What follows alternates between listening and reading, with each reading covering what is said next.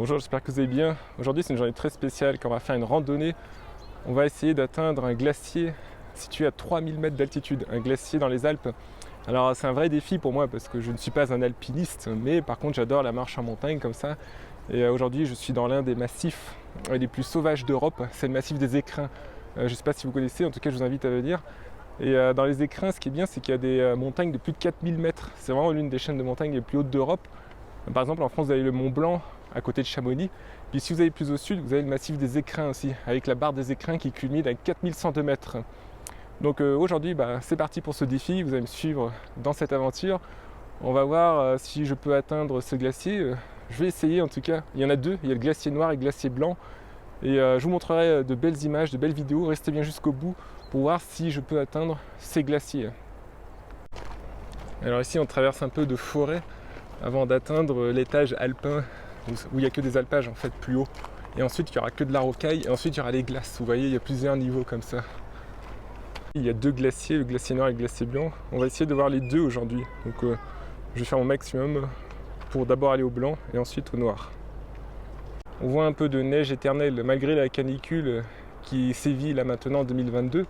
Il y a quand même de la neige et de la glace au sommet, donc c'est bon signe. Je vous avoue que pour l'instant je suis en pleine forme, là j'ai bien dormi dans une auberge de pays avec un bon petit déjeuner. On va voir ça ensuite dans 2 heures, dans 3 heures. Donc le but c'est vraiment de tenir, là j'ai pris assez de provisions, surtout des boissons énergisantes, des smoothies, un sandwich bien sûr, et puis aussi des fruits secs, parce que les fruits secs ça donne de l'énergie sur plusieurs heures. Et puis ça prend pas beaucoup de place aussi, parce que le but c'est pas de prendre 50 kg dans le sac pour ne pas être épuisé. Je sais pas si vous arrivez à faire la différence entre ces conifères, parce que dans les Alpes il y a des mélèzes, des pins, des sapins et des épicéas. Et il y a 4 espèces de conifères comme ça. Et franchement je sais pas comment les distinguer. Est-ce que vous pouvez m'aider avec ça? Vous voyez ce torrent là, il est tout tranquille, mais à la fonte des glaces, lorsqu'il y a des orages, ça peut se transformer en un torrent qui déferle à une vitesse infernale avec des eaux qui inondent tout. Donc il vaut mieux pas se trouver là lorsqu'il y a la fonte des glaces en mars ou en avril. Au loin on aperçoit le chemin qui monte en zigzag. Je sais pas si vous voyez, il y a des gens là-bas, non je crois qu'on peut pas voir avec la caméra, car c'est un peu petit, mais ça fait comme un zigzag comme ça, tac tac tac tac. Et il y a des colonnes de promeneurs, c'est normal, c'est l'été, c'est le mois d'août, c'est la haute saison. Je pense que l'idéal c'est de venir en mai-juin parce qu'il fait beau. Il n'y a pas encore trop de monde, et il y a beaucoup plus de glace aussi au sommet et de neige. Regardez ce pic, comment il est pointu. Est-ce que vous pensez que c'est possible d'escalader ça avec le matériel adapté? Tout à l'heure, j'essaierai de vous montrer aussi la barre des Écrins. Donc la montagne la plus haute des Écrins qui culmine à 4102 mètres. Alors elle est bien cachée, on peut y avoir nulle part parce qu'elle est entourée d'autres montagnes. Mais ce qu'on va faire, c'est qu'on va monter comme ça à 2500-3000 mètres. Et à ce moment-là, il y aura un grand glacier qui s'appelle le glacier blanc. Et de là-bas, on pourra peut-être voir la barre des Écrins qui est bien nichée. Donc j'essaierai de vous montrer ça. Alors il faut être très vigilant dans ce massif parce qu'il y a régulièrement des accidents. Et là dans le glacier blanc, là où je vais aller, enfin je vais pas aller sur le glacier mais je vais plutôt sur un point de vue. Il y a quelques jours, un couple de randonneurs tchèques est mort. En fait ce couple a fait une chute dans une crevasse, je crois de plus de 30 mètres de profondeur. Faire très très attention. Déjà il faut prendre un guide si vous allez sur un glacier, puis il faut être entraîné et puis il faut aussi avoir du matériel adapté. Alors moi non, moi je vais pas aller dessus, moi je vais juste aller sur un point de vue, un belvédère et puis vous faire des images depuis là-bas.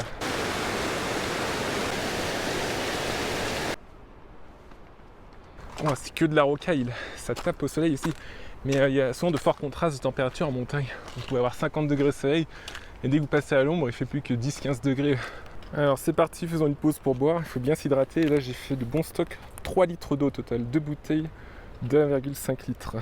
Alors c'est marrant, on voit souvent des groupes de quinquagénaires, sexagénaires, des seniors qui sont super bien entraînés. Et franchement ils me tracent à une vitesse, ils tracent tous les jeunes même. Et quand on voit des groupes de jeunes, parfois on aperçoit des couples. Et souvent le garçon marche un peu plus vite et il se retourne, il se dit ma copine, est-ce que tu peux avancer plus vite? Enfin ils disent pas ça à haute voix, mais ils disent ça dans la tête, ça se voit. Alors je sais pas comment c'est dans votre pays, mais en France, souvent on dit bonjour aux promeneurs dans les parcs. C'est quelque chose qui se fait pas du tout par exemple en Estonie ou en Russie, en Europe de l'Est en général. On dit pas bonjour aux gens inconnus dans les parcs. Par contre ici ce qui est marrant, c'est qu'aujourd'hui il y a beaucoup de monde. Donc du coup personne ne se dit bonjour parce que sinon il faudrait dire bonjour toutes les 10 secondes. Et puis surtout qu'on est en montagne, on a le souffle court et c'est difficile de parler. Donc dire bonjour aux passants dépend vraiment du pays et aussi du contexte. Alors aujourd'hui, j'ai pas mis de short, je porte plutôt un pantalon parce qu'on m'a dit que en haut, au glacier, il faisait pas chaud du tout, peut-être 11-12 degrés l'après-midi. En bas, dans la vallée, il fait super chaud, il fait 30 degrés, mais vous perdez, je crois, 1 degré tous les 150 mètres. Et là, j'ai démarré à 1800 mètres. Et normalement, je finirai ma balade, enfin en haut, j'atteindrai le point de vue peut-être à 2500, voire 2800 mètres. Donc, vous pouvez calculer la différence de température. Tout là-bas, vous voyez le glacier noir. Il est appelé glacier noir parce qu'en fait, c'est de la glace, mais qui est recouverte de pierres et de sable. D'où sa couleur sombre et son nom glacier noir. On essaiera d'aller plus tard. Et vous savez qu'à cause du réchauffement, eh bien, le glacier recule d'année en année, donc avant il avançait beaucoup plus loin. C'est la bifurcation, donc nous on va aller d'abord au glacier blanc, parce qu'il est blanc justement, contrairement au glacier noir, il n'y a pas de pierre qui le recouvre. Et il semble que la majorité des gens font ce choix. Plein de randonneurs qui se dirigent vers le glacier blanc, alors qu'à gauche, eh bien, on voit personne qui va vers le glacier noir. Alors peut-être que les gens vont d'abord au glacier blanc parce qu'il vaut mieux y aller en journée, et puis à la fin, comme la balade est plus facile vers le glacier noir, eh bien, ils terminent par celui-ci.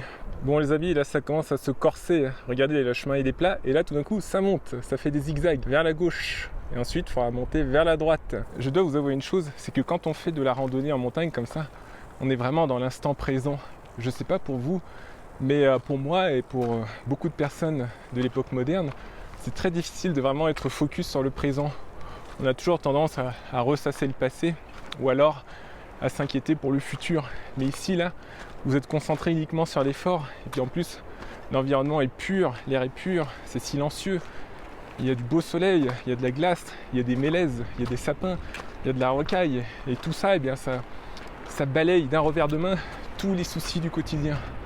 Alors, si vous pouvez, essayez de faire des pauses comme ça mentales. Partez 2-3 jours dans les montagnes ou même à côté de chez vous, à la campagne, si vous avez un parc, une forêt, essayez de vous libérer l'esprit comme ça de temps en temps, juste pour se recentrer sur le moment présent.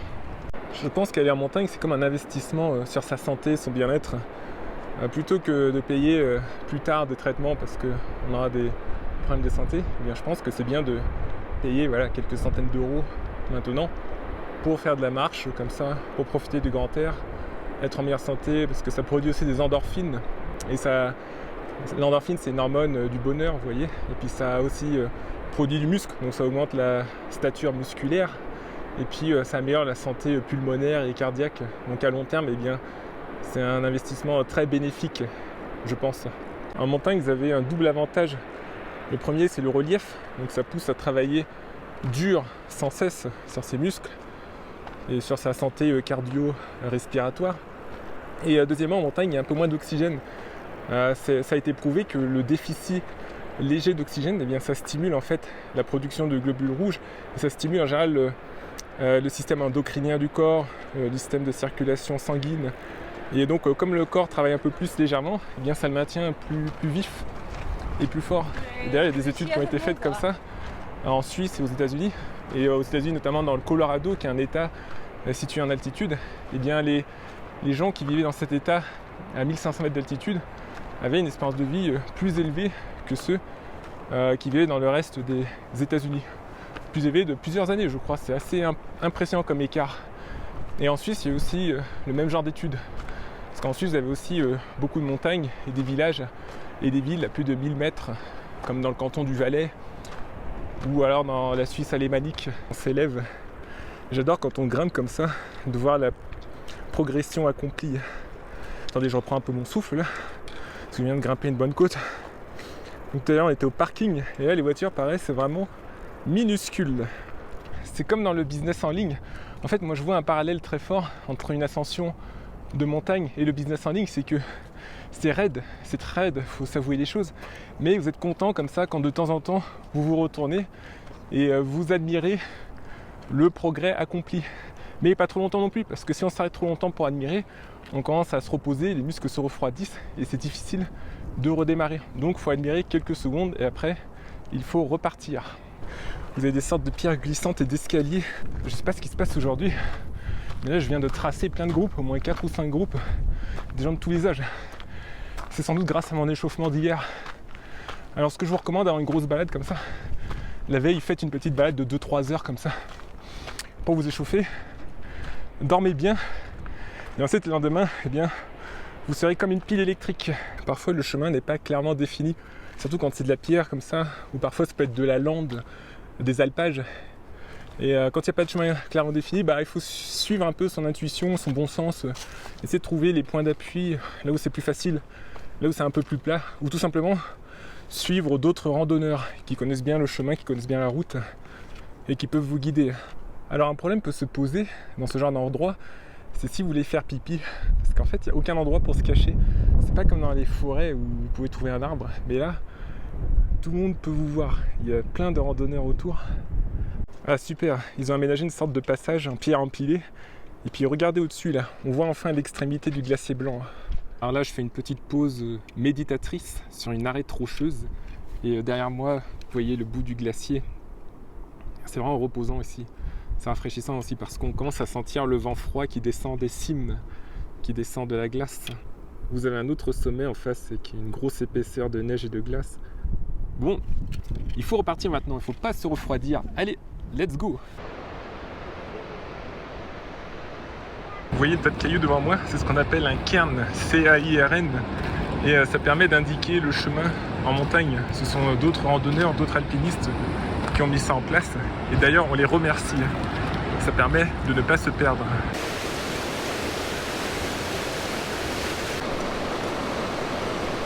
Voilà, heureusement qu'ils ont mis une petite corde pour se tenir. On se croirait dans Tintin au Tibet, vous connaissez la BD Tintin. Et dans Tintin au Tibet, il va sauver son ami Chang. Et Tintin traverse comme ça des montagnes très hautes. Devant moi se tient un mur rocheux. Comment escalader ça? Alors, je vais voir comment les autres randonneurs font. Alors aujourd'hui, on a de la chance. Le ciel est limpide, mais c'est assez rare quand même en été. Parce qu'il faut savoir, c'est que dans les écrins, souvent l'après-midi, quand il fait chaud, bien de violents orages se déclenchent. Et il faut faire très très attention avec ça. Quand il y a des orages, il vaut mieux s'abriter parce qu'en montagne, c'est pas des orages de plaine. Ici, il peut pleuvoir très fort. C'est pour ça que j'ai bien regardé la météo avant de venir. J'ai bien calculé mon coup pour venir dans les écrins un jour où il n'y aurait pas d'orage. Ah en fait, je crois que le passage c'est là-bas justement. Il n'y a pas besoin de prendre ce mur. Il y a un chemin qui est quand même moins pentu. Alors il faut attendre notre tour, vous voyez, parce qu'il y a de la place qui est pour une seule personne à la fois ou une seule colonne de personnes à la fois dans une direction. J'ai un conseil pour vous que m'a donné un montagnard d'ailleurs, c'est que le pas du montagnard ou du randonneur en montagne doit être lent et décidé. C'est comme dans le business en ligne exactement, c'est une course de fond, c'est pas un sprint. Parce qu'en montagne, il y a beaucoup de relief, il y a moins d'oxygène aussi, donc on s'épuise plus vite. Et le but c'est pas d'arriver en un minimum de temps à une destination, à un sommet, à une arête de montagne. Non, le but c'est d'arriver suivant un plan prévu. Donc par exemple, ce qui se passe souvent, c'est que on planifie de mettre 3 heures pour atteindre le sommet d'une montagne et revenir ensuite.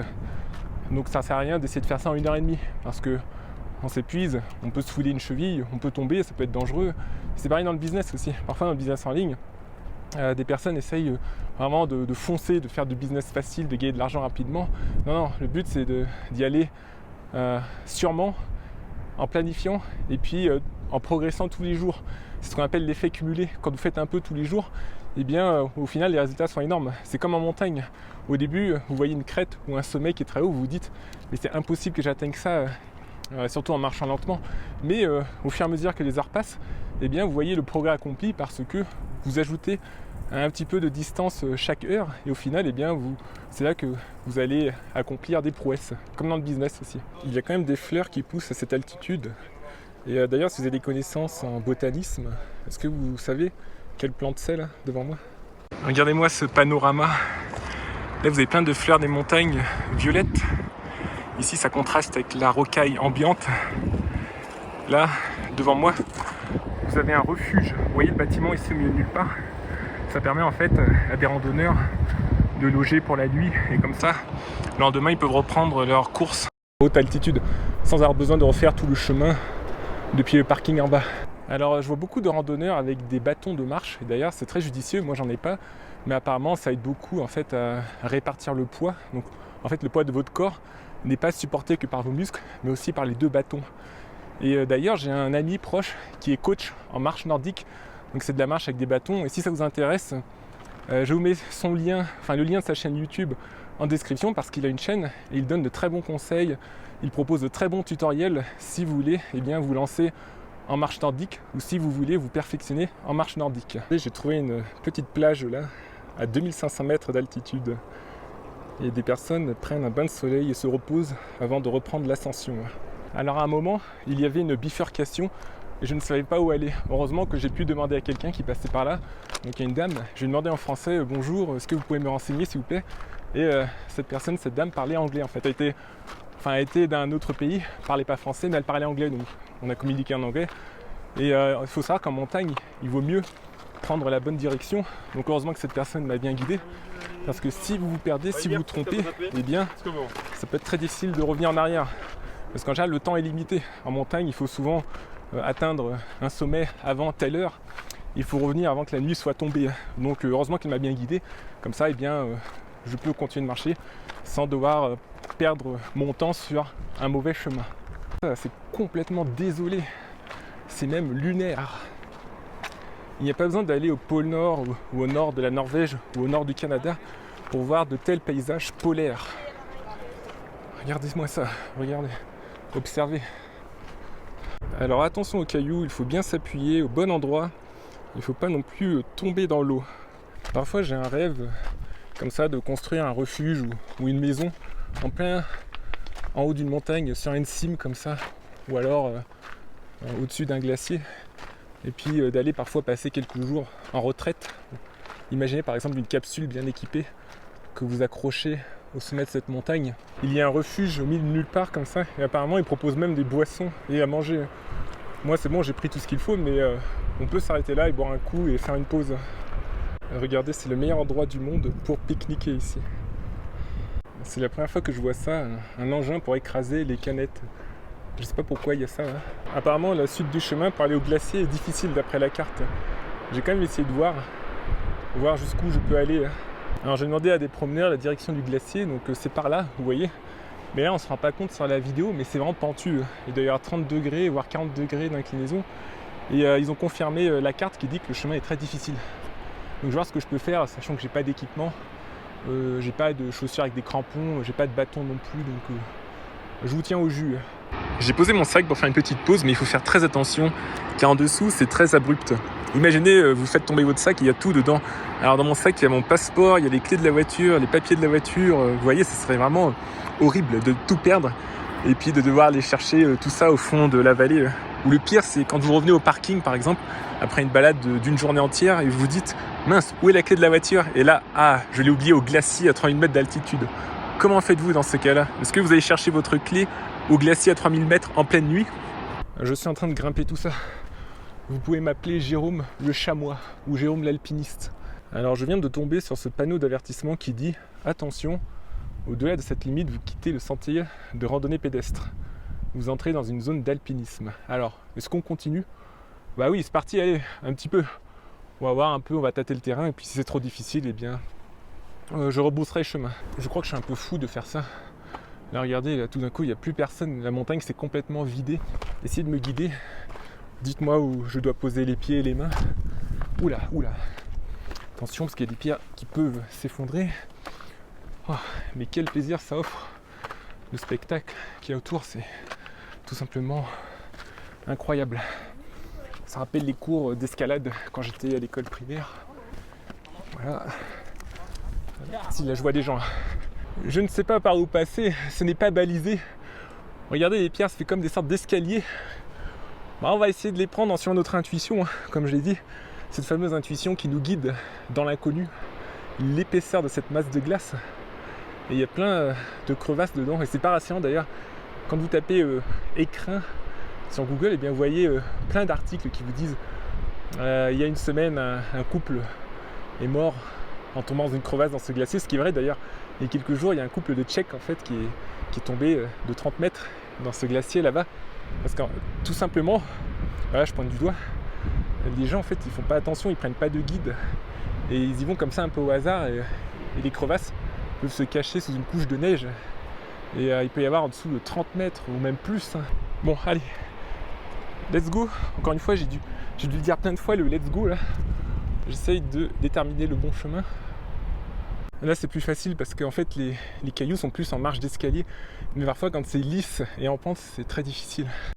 D'ailleurs pour descendre, moi ce que je vous conseille de faire c'est de vous inspirer de la technique que d'autres randonneurs. Vous voyez là il y a une personne en bas et j'essaie de faire comme elle en fait, je l'observe en train de descendre et ensuite j'essaierai de reproduire ses gestes et de suivre son chemin aussi. Parce que probablement les gens qui sont passés par là connaissent ce terrain et puis au moins ils sont déjà montés donc ils connaissent le chemin du retour. Le refuge qui paraissait si haut, si loin et si isolé en fait est maintenant si bas. On l'a bien dépassé maintenant. Là il y a un cairn. Je vous rappelle que c'est un tas de cailloux que des gens ont mis avant nous pour nous guider dans ce genre d'environnement. On peut difficilement se repérer. C'est complètement fou là. Là il n'y a vraiment plus personne en fait. Tous les gens s'arrêtent en bas là. Et j'ai même demandé à des gens s'ils continuaient vers le glacier ou vers le point de vue où je vais. Et ils ont dit non, on s'arrête. Donc j'ai décidé de moi-même de continuer le chemin. Parce que je suis vraiment curieux. Vous savez, la curiosité, parfois ça nous pousse à pousser nos limites. La curiosité, que ce soit dans le sport, dans la découverte de nouveaux pays, mais aussi dans le business. Le fait d'explorer de nouvelles choses. Par exemple, moi, dans le business, j'adore explorer des choses différentes. Par exemple, je propose des cours pour vendre sur eBay, mais j'explore aussi plein d'autres choses. Créer une chaîne YouTube, comment avoir des visiteurs sur un blog, comment faire du dropshipping de services, comment vendre sur Amazon, etc. Franchement, j'adore le massif des écrins. Il y a une nouvelle énergie qui entre en vous. Vous avez l'impression que chacune de vos cellules se régénère. Vous avez l'impression que votre esprit se purge complètement. C'est vraiment exquis d'être ici.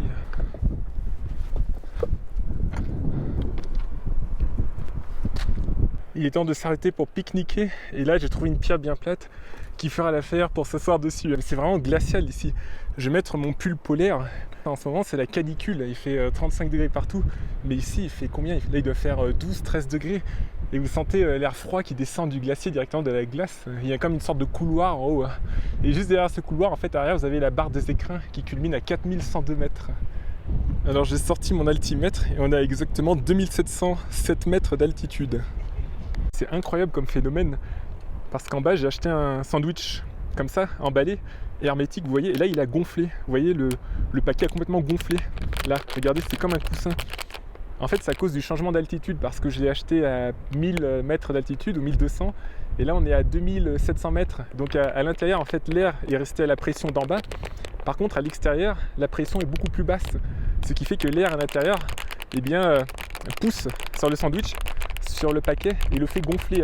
Et si je continue de monter, c'est probable que le paquet explose. Vous voyez, c'est pour ça que dans les avions, quand vous prenez l'avion, la structure doit être très solide parce qu'à l'intérieur de la cabine, c'est pressurisé à un niveau bas, alors qu'à l'extérieur, la pression est très basse, c'est à plus de 10 000 mètres en général. Et aussi dans les avions, ils ne peuvent pas non plus trop pressuriser à l'intérieur pour pas que ça explose. En fait, s'il y a trop de différence de pression entre l'intérieur et l'extérieur, l'avion risque de se désintégrer. C'est pour ça qu'ils maintiennent quand même une altitude assez haute. Donc à l'intérieur, quand vous êtes en cabine, l'altitude est équivalente à 2600 mètres environ. C'est pour ça que quand on fait un long vol, souvent on se sent un peu fatigué, on n'est pas très bien après 12 heures de vol parce qu'en fait on a passé 12 heures à une altitude réduite à 2600 mètres, à l'équivalent de 2600 mètres, et donc il y a moins d'oxygène dans le sang.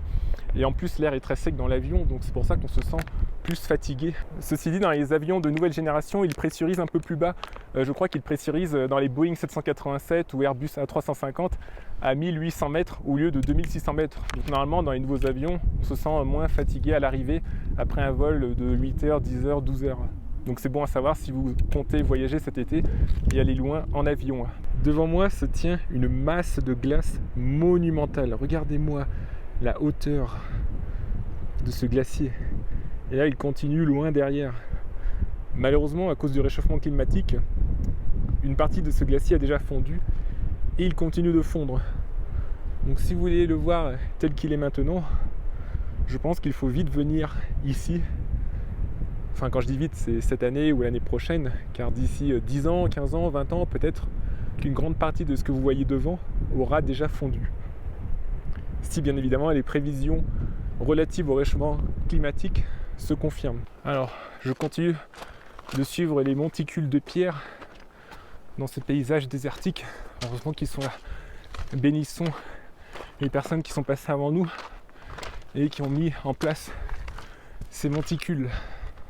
Voilà, il y en a un autre ici. Donc c'est relativement facile de se guider. En bas, c'était l'autoroute. Il y avait une queue leu de promeneurs. Mais là, je vous assure que c'est vide, complètement vide. Il n'y a plus personne. Il n'y a pas de réseau téléphonique non plus. Si vous avez besoin d'aide, faut faire une prière et attendre que quelqu'un passe. Surtout, il faudra bientôt que je fasse demi-tour parce que à la fin de la journée, en général, il n'y a plus aucun promeneur qui monte jusqu'ici. Donc, je serai sûrement le dernier ou l'un des derniers à redescendre. Ça m'est souvent arrivé en montagne. Parce que moi, j'aime bien me balader plutôt l'après-midi. Parce que l'après-midi, en soirée, il n'y a plus personne.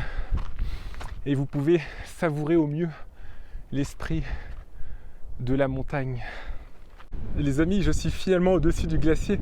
C'est le spectacle d'une vie. Franchement, il faut venir là. Si vous avez besoin de conseils, contactez-moi. Je peux vous guider sur l'itinéraire, les hôtels. C'est vraiment mesmerizing, comme on dit en anglais, c'est époustouflant. Ah, je suis sans mots là. Je sais pas quoi dire, franchement. Je crois que je vais un peu contempler ça. C'est pas tous les jours qu'on va dans de tels endroits. Comment ces fleurs survivent dans cet environnement hostile? Ce sont des sortes de pâquerettes. Regardez, il n'y a que de la pierre et de la glace. J'ai posé la question à un randonneur et j'ai demandé si on pouvait voir la barre des Écrins, cette montagne mythique de 4102 mètres. Il m'a dit oui, il faut avancer un peu et on pourra la voir. Donc je vais essayer de vous la prendre en vidéo. On a exactement 2856 mètres d'altitude. J'ai garé la voiture à 1800 mètres d'altitude. Donc j'ai fait 1000 mètres de dénivelé, ce qui correspond environ à 3 tours Eiffel, à plus de 3 tours Eiffel. C'est comme si on avait grimpé 3 tours Eiffel, mais sur des chemins pierreux et chaotiques. Alors là, le chemin redescend vers le glacier, apparemment, c'est ce que m'a dit le randonneur, et c'est le cas. Par contre, je ne vais pas m'aventurer dessus. Alors devant moi, là je vais zoomer, je ne sais pas si vous voyez, mais il y a des promeneurs, ouais, voilà. Ici, eh bien, en fait, ils étaient sur le glacier, mais je pense qu'ils ont un guide. Est-ce que cette balade vous plaît ? Si oui, n'hésitez pas à liker et à laisser un petit commentaire, si ça me ferait très très plaisir. Et en tout cas, moi, je suis très content que vous me suiviez dans ce périple. Il y a la barre des Écrins qui commence à se dévoiler. Elle était cachée derrière. Je vais encore marcher un peu pour avoir une pleine vue sur la fameuse barre des Écrins. Là, je vois des gens redescendre. En fait, je crois que le chemin redescend le glacier là.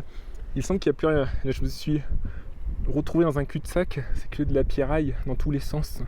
Donc, on va aller descendre vers le glacier. C'est incroyable. Là, je suis finalement sur le glacier. Regardez, j'y crois pas mes yeux. Tout à l'heure, je m'étais donné le défi de monter jusqu'au glacier comme ça.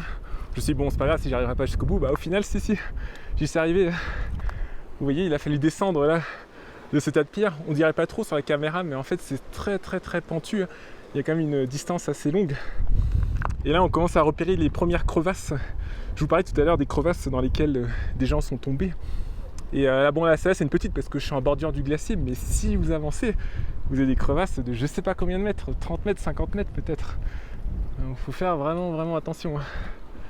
Et là, j'ai rencontré des alpinistes qui vont continuer. Ils vont longer le glacier, vous voyez, et ils vont grimper ensuite la barre des Écrins qui est au loin là. On aperçoit un petit peu le dôme, mais cette montagne est vraiment majestueuse. Puis c'est une montagne très difficilement accessible. En fait, on la voit de nulle part.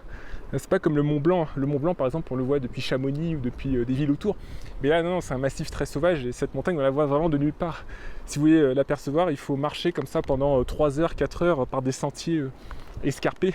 Et ensuite, eh bien, cette montagne se donnera à vous.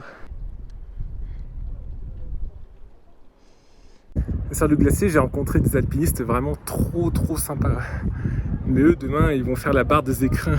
Donc ils sont bien équipés, parce qu'en fait, ils vont devoir faire de l'escalade et puis aussi grimper des pentes glacées à 45 degrés. Donc vous imaginez un peu la difficulté. Alors ils m'ont conseillé d'aller voir un point de vue. Ça a 20 minutes à pied encore. On peut voir la barre des Écrins, mais j'ai un petit dilemme en fait, parce que là, en fait, c'est déjà tard, 17h30. Et presque 18h, et j'ai peut-être 3 heures de marche pour entrer, et du coup il fera nuit quand j'arrive au parking. Et est-ce que je peux faire la montagne de nuit comme ça? Eux ils m'ont dit oh, vous inquiétez pas, en bas c'est plus facile, puis il y aura la lune qui va vous éclairer, c'est la pleine lune. Mais bon, eux ce sont des experts, moi je suis un néophyte dans le domaine, donc à voir, est-ce que j'y vais ou pas? Je vais me poser la question et je vous réponds dans quelques secondes. Heureusement qu'ils étaient là parce qu'ils m'ont dit de suivre ces marques blanches, vous voyez sur les rochers. Alors qu'à l'origine je savais pas que ces marques blanches indiquaient une direction.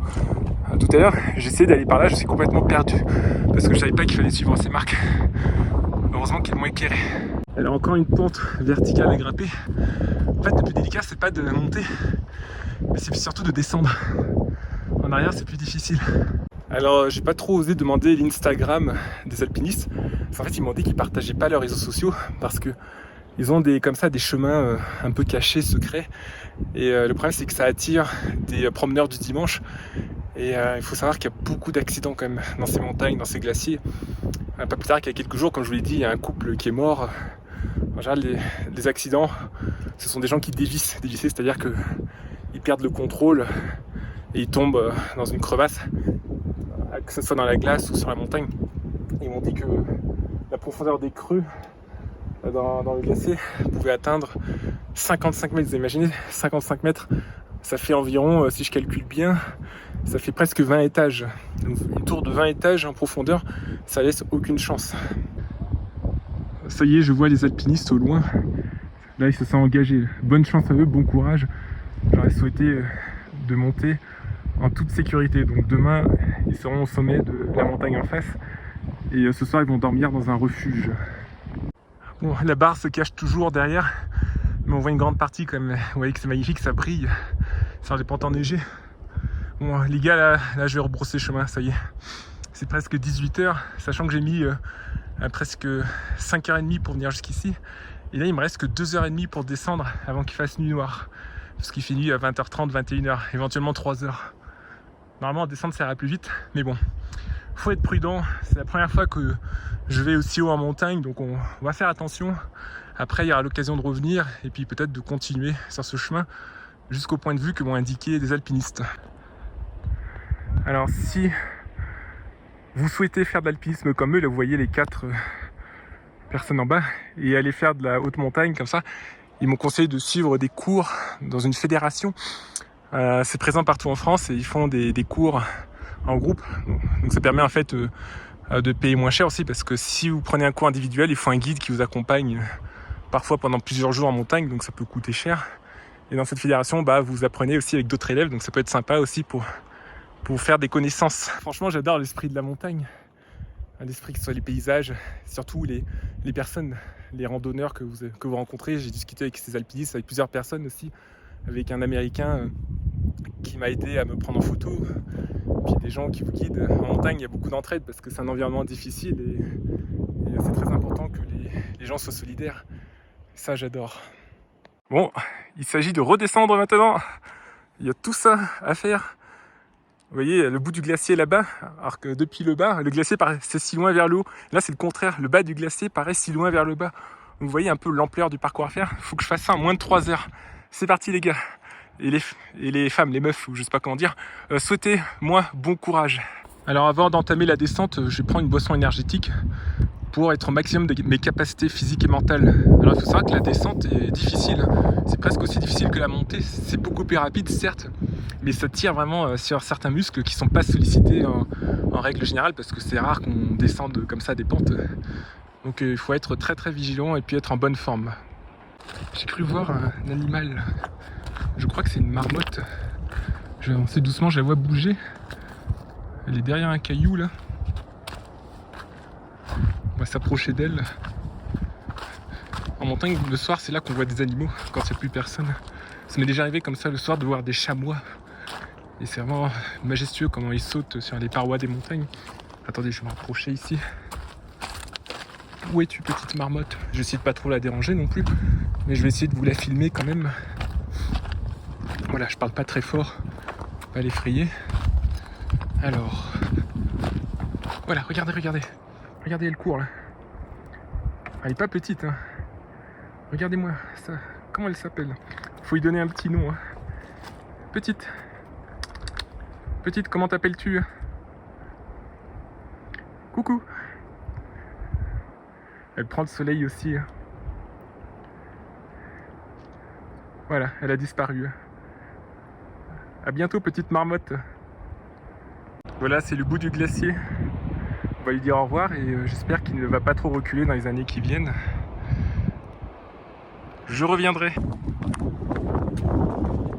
Un océan de pierres se tient devant nous. Encore une petite plante qui a résisté dans cet environnement hostile, plein de pierres.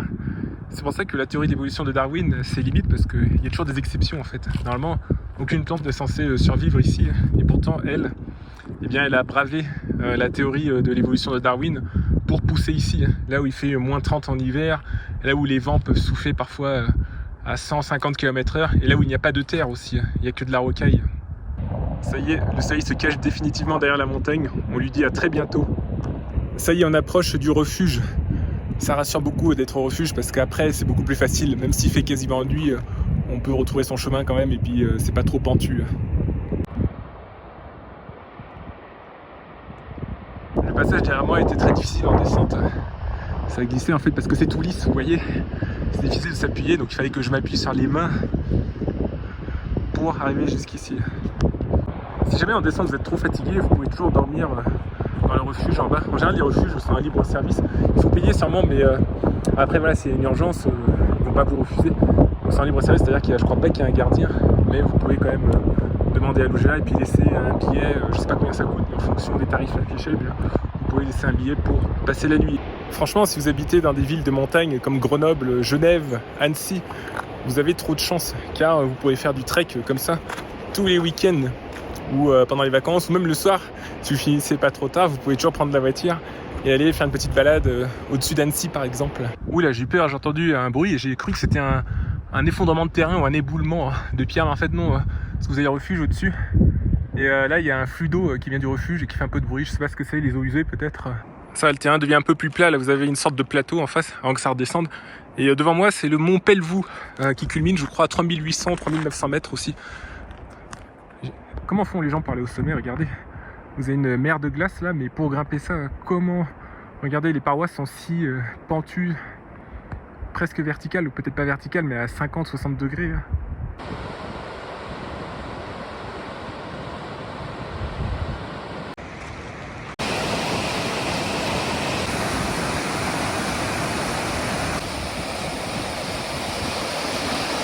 Mince, je crois que je me suis un peu perdu en descente. Je me souviens pas d'être passé ici, une sorte de crevasse, de sillon comme ça dans la montagne. Je vais revenir sur les pas et puis essayer de retrouver le bon chemin. J'ai vu un panneau renversé, c'est bon signe, mais il indique la direction de la montagne. Moi, ce que je veux, c'est retourner au parking. Et là, vous voyez derrière moi, il y a un passage à gauche et un autre à droite. Ça remonte un peu, alors que normalement, je suis censé descendre, mais pourtant, oui, non, parfois ça arrive, parfois que ça remonte, et ça redescend, ça fait comme une bosse. Non, en fait, je pense que c'est là, ouais, parce que je vois une flèche rouge ici, vous voyez, donc ça doit être ce signe. Allez, c'est parti. Voilà, c'est bon, j'ai retrouvé mon chemin. Vous savez, j'ai pas trop envie de passer la nuit en montagne, au milieu de nulle part. J'ai envie de retrouver aussi un lit bien chaud ce soir et de me faire un bon dîner. Je vous avoue que ça commence à tirer dans les mollets et dans les muscles du genou, surtout en descente. Regardez là, le sommet du Pelvoux qui est toujours illuminé. C'est magique. On retrouve notre mur qui fait office de pont, enfin pas tout à fait de pont parce qu'il n'y a pas de passage en dessous. Une sorte de barrage, on va dire.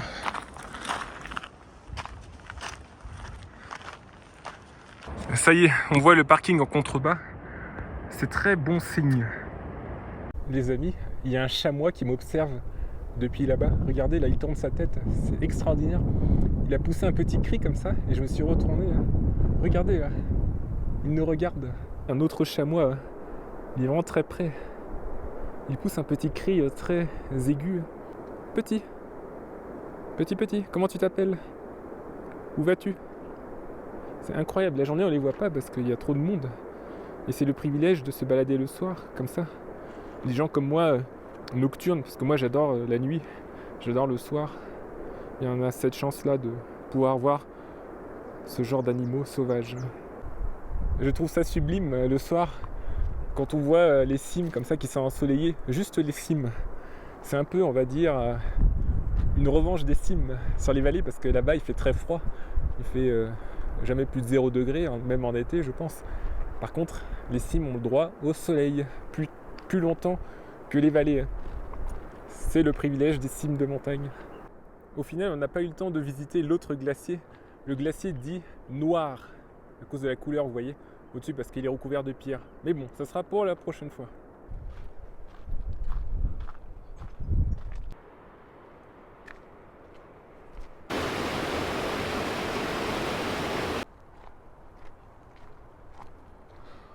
Allez, courage, hein, encore quelques minutes jusqu'au parking.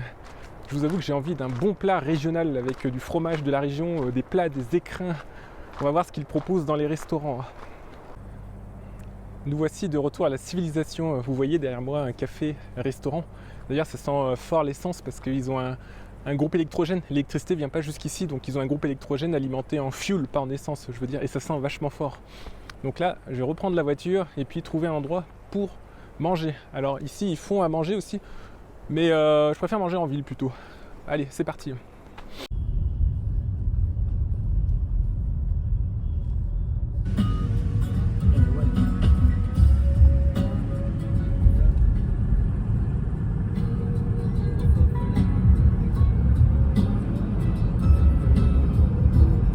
Ça fait du bien de manger un plat de pays avec du fromage traditionnel accompagné d'une bonne bière du lac de Serponçon. Merci beaucoup d'avoir suivi ce vlog et en tout cas j'espère que ça vous a inspiré. N'oubliez pas le parallèle entre une randonnée en montagne et un business en ligne. Dans tous les cas, il faut avancer de façon soutenue, lentement mais sûrement. En tout cas, on se dit à très bientôt dans de prochains blogs, dans de prochains vlogs et dans de prochaines vidéos où je vous donne plein de conseils pour gagner de l'argent en ligne.